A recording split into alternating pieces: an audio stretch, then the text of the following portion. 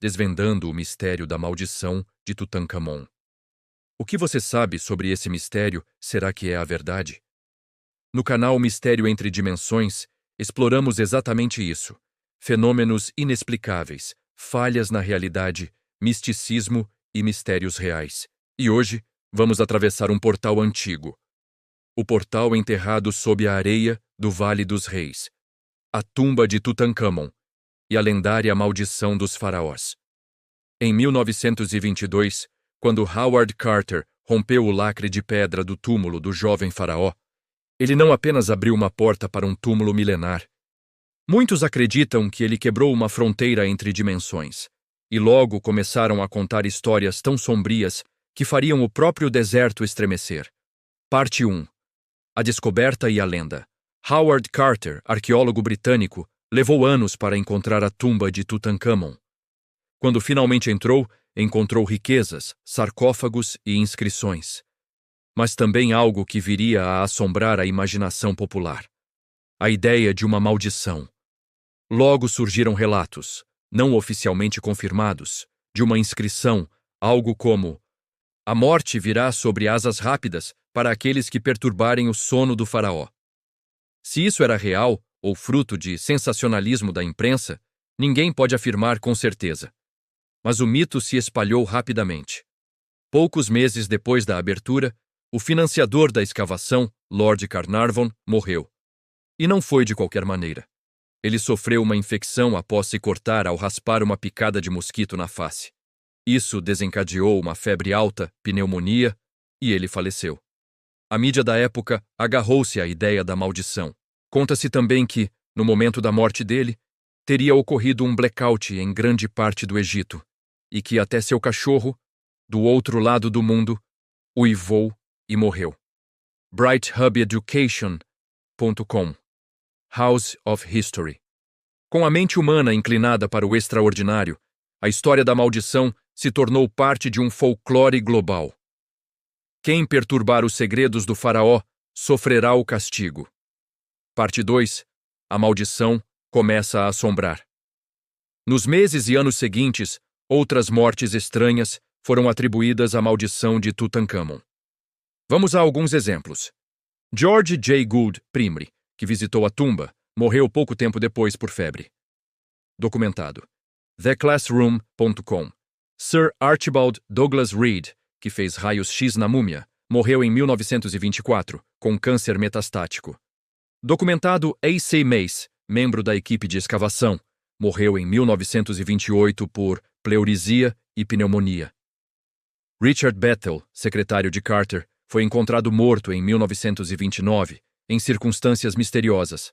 Há relatos de sufocamento. TheClassroom.com. Também há histórias mais dramáticas. Dizem que Bruce Ingram, amigo de Carter, recebeu de presente uma mão mumificada com uma pulseira de escaravelho. Nos hieróglifos dessa pulseira, segundo relatos não verificados, havia uma maldição. Amaldiçoado seja aquele que mover meu corpo, virá fogo, água e pestilência. House of History. Essas coincidências. Mortes, símbolos assustadores, mensagens misteriosas, alimentaram a narrativa de uma maldição real, algo sobrenatural que punia quem ousasse profanar a tumba. Parte 3. A explicação científica. Mas será que toda essa maldade era realmente sobrenatural? Ou existia uma explicação mais mundana e, ao mesmo tempo, aterradora? 1. Fungos e mofo. Uma das teorias mais citadas pelos cientistas é a presença de fungos tóxicos dentro da tumba. Especificamente, Aspergillus flavus, um fungo que pode produzir toxinas perigosas para humanos. Newsweek, Live Science. Quando testaram amostras, encontraram esporos desse fungo na múmia de Tutankhamon. Jornal Newsweek. Para pessoas com o sistema imunológico enfraquecido, esses esporos podem provocar aspergilose, uma doença pulmonar grave que pode avançar para outras partes do corpo, afirmou o Newsweek. Alguns cientistas acreditam que os primeiros visitantes da tumba, ao serem expostos a esse ambiente carregado de esporos, podem ter inalado partículas muito perigosas, registrou a House of History. Isso daria uma base biológica para muitas das doenças registradas. 2. Estatística e longevidade. Mas há outro lado.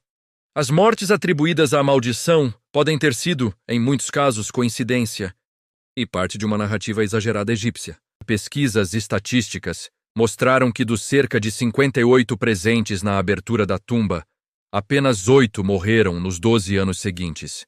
Faraomart.com. Além disso, alguns estudiosos apontam: a média de idade desses indivíduos era bastante alta para a época. Por exemplo, Howard Carter viveu até 64 anos. Live Science. Segundo o egiptólogo Herbert Winlock, os 25 principais suspeitos da maldição morreram com idade média de 70 anos. Algo respeitável para aquele tempo. Faraomart.com. Ou seja, muitas mortes podem ter sido simplesmente consequência de uma vida normal, para a época, doenças comuns, idade, etc. 3. Outras hipóteses: radiação e gases tóxicos. Mais recentemente, surgiram teorias ainda mais dramáticas. Pesquisadores sugeriram que a tumba poderia conter níveis de radiação perigosos. Há a hipótese de que vestígios de urânio ou outros elementos tóxicos estivessem selados no sarcófago, liberando radiação que poderia causar câncer ou outras doenças entre os visitantes. Registro do New York Post. Além disso, alguns estudos apontam para a presença de gases nocivos, como amônia, formaldeído, até hidrogênio sulfeto, no interior de múmias e tumbas bem seladas. Registro do BrightHubEducation.com. Esses gases, liberados quando a tumba foi aberta, podem ter atingido níveis perigosos para quem estava dentro. Parte 4. A sincronicidade e a força além.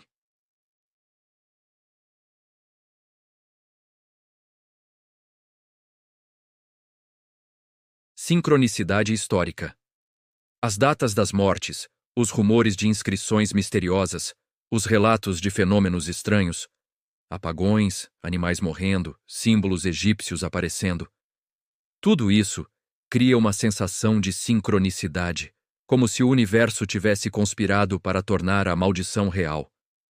Mesmo que partes sejam mitos, elas se entrelaçaram com os fatos de um jeito quase poético. Coincidência forçada. Mídia e tabloides da época adoraram a história da maldição.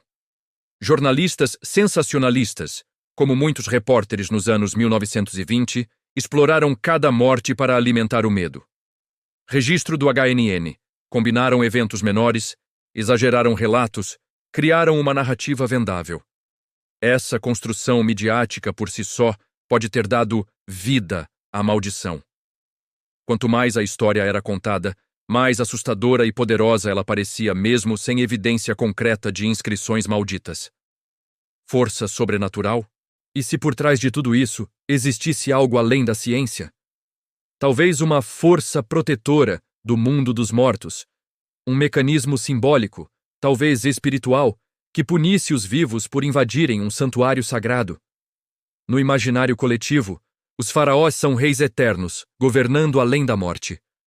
Perturbar seu repouso poderia quebrar as barreiras entre a vida e a morte. Essa ideia ressoa com muitas tradições: a morte como guardiã, a tumba como portal, a maldição como proteção. Para muitos, o mistério sobrenatural muito mais relevante do que uma explicação científica fria. E é exatamente aí que entra o mistério entre dimensões, porque nem tudo que nos incomoda, nem tudo que nos assusta, pode ser reduzido a dados e fórmulas. Qual a conclusão? O caso da maldição de Tutankhamon continua sendo um dos mistérios mais tentadores da história moderna.